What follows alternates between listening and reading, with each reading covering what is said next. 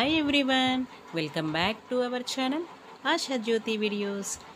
ఈ వీడియోలో నేను శారీ పళ్ళు ఉంటుంది కదా, ఈ పీకో ఎలా చేయాలో నేను ఈ వీడియోలో చూపిస్తున్నాను.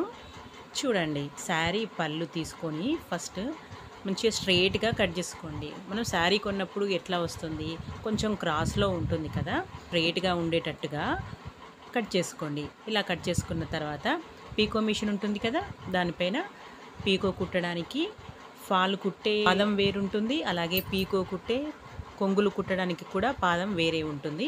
కొంగులు కుట్టడానికి మనం ఏది వాడతామో ఆ పాదం పెట్టేసుకొని, ఇప్పుడు చీర కొంగు ఉంటుంది కదా, కొంచెం మలిచినట్టుగా పట్టుకున్నట్లయితే ఇలా ఈజీగా కుట్టేసుకోవచ్చు.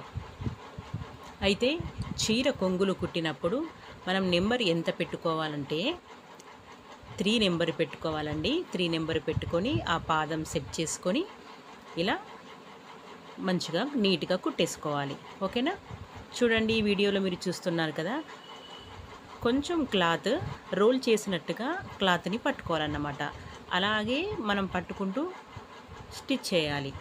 చూడండి, మీకు చూస్తే అర్థమవుతుంది.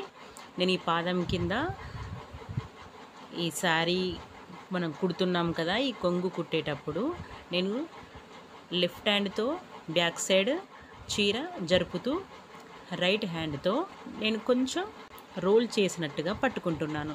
చూస్తున్నారు కదా, ఇలా రోల్ చేసినట్టుగా ఇలా మంచిగా స్టిచ్ చేసుకుంటూ వెళ్తే మంచిగా నీట్గా వస్తుంది. శారీ లుక్ చాలా బాగుంటుంది. మీకు చూస్తే అర్థం అవ్వదు, మీరు డైరెక్ట్గా సొంతగా మీరు కుడుతుంటేనే వస్తుంది. ఫస్ట్ సారి రాకపోవచ్చు, ఒక 2-3 సార్లు కుడితే అదే అర్థమవుతుంది. స్టిచ్చింగ్ మంచిగా నీట్గా వస్తుంది. ఓకేనా? ఫస్ట్ ఏదో ఒక క్లాత్ తీసుకొని ప్రాక్టీస్ చేయండి. అలా ప్రాక్టీస్ చేసినట్లయితే మంచిగా నీట్గా వస్తుంది. ఓకేనా? అలాగే ఈ ఛానల్ని సపోర్ట్ చేయండి, సబ్స్క్రైబ్ చేయండి.